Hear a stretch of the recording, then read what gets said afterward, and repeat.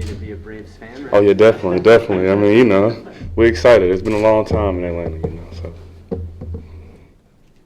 Jakobi, what's the mindset of the team right now, coming off those 2 straight victories? You guys have like a new refreshed optimism now going forward? We know every week is a week by week case. It's just a game. We have hope. We just kind of want to keep winning, keep pushing forward. So we see what it feel like to win, and now we want to keep pushing that and keep going.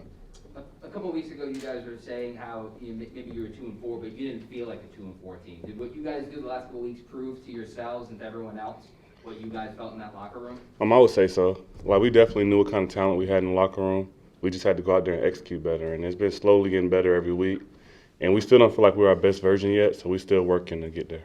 How good did you feel last week to not have your best game by the quarterback and by some of the offensive plays, but to keep grinding and resilient and finally come out as a team, come out with a big victory? That felt a whole lot better than feeling like you played well and losing. So I'd take an ugly win over a pretty loss any day. So definitely want to capture that feeling of just winning, and however you get it done, and keep doing it. Jakobi, to go back to the Braves for a second, you were a good baseball player. I appreciate that. Thanks. Did you know some of the? I mean, they've had some homegrown guys there. Swanson. Did you have any interactions with those guys? Not personally. I'm sure they were probably in the same tournament that I probably was in, but I know about Swanson, who was definitely in the Marietta area, so he should be pretty close at that East Cobb Park kind of area. So. Did you go to games? To a Braves game? Yeah. Oh yeah, definitely. I haven't been to the most, but I kind of stay right by the stadium now, so I can't wait to be able to get a chance to go back and just enjoy the game again. What's Jakobi Meyers' scouting report of Stephon Gilmore? Stephon Gilmore, he's a dog gonna be a dog, and Steph is definitely a dog. He's somebody who's smart, aggressive. He knows the game of football, so definitely got to be on my A game this week. If I ever get a chance to go against him, or whoever's going against him, definitely have to be ready, because he's one of those guys who attack the ball and make you pay. So earlier this year, Mac was talking about how Steph was helping him even when he wasn't playing. Did you guys ever, kind of compare notes? Did he ever say, Jakobi, I see this, or maybe you should try this?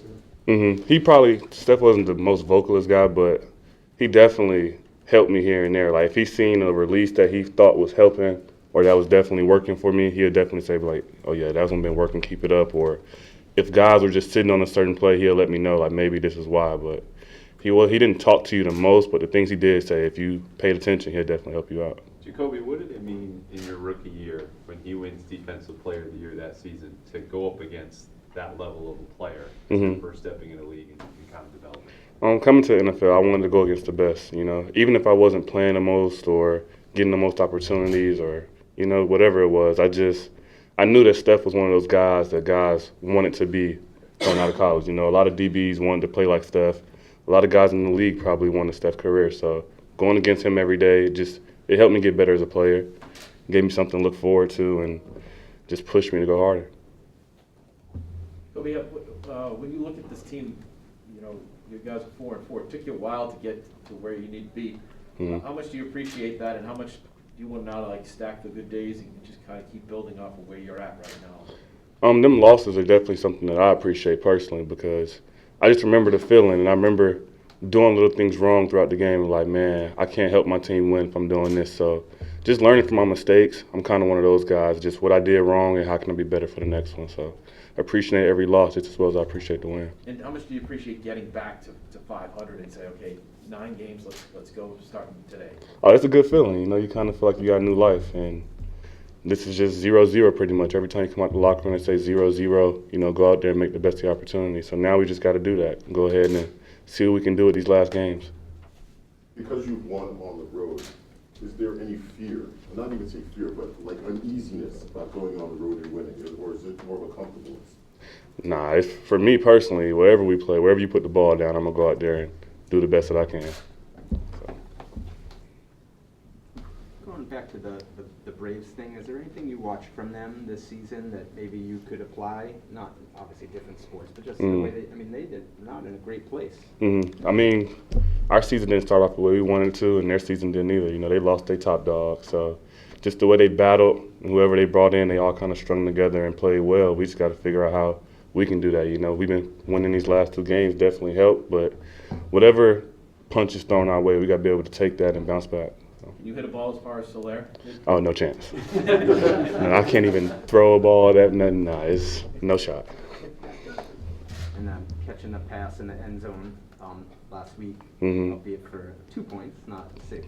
Yeah. What's that feeling? It was great. It was a big play. I like being the guy that they call on to make big plays. I feel like I've come a long way as far as gaining trust, because I remember my rookie year, I probably wouldn't even been on the field for that. So I definitely appreciated it, and it was a great moment for me. Go back to Steph for a second. Either your rookie year or last year, when you would face him in practice, as you mentioned, he's a guy guys want to be like, and you would get a win on a certain rep. What was your feeling like after you maybe beat him once or twice here and there? You know, you got to bring it that next rep. You know what I mean? If you beat Steph once, then he coming back at you. So that's gonna be a good fight. I'm excited to go against him. I'm happy he's back on the field playing. Ended up catching an interception last week. I'm really happy to see him doing that, because injuries have taken a lot of good guys away from the game. So the fact that he's back out there doing his thing, I'm happy for that. In general, how do you describe the speed of their defense and kind of the combination of the pass rush with, the second and third levels? I mean, they got 2 or 3 D linemen who are 100 pounds heavier and probably a couple ticks faster than me. So, they definitely got a lot of good team speed or defensive speed, because they get around the edge, they DBs, jump on passes. It's a quick defense, so we're going to have to be real precise with our routes and just timing of everything. Anything stand out to you that you've seen from Nikhil the last couple of weeks? Nikhil got away just rolling with the punches. He came in here with high expectations. A lot of people would say that he probably didn't live up to them, but he's still coming to work every day. He worked to be the best man that he could be. He go hard. He work hard in practice. So I'm gonna always be proud of Nikhil, and the fact that he's going out there and making plays now, it's happy to see, especially since we came in together. Thank you, Jakobi.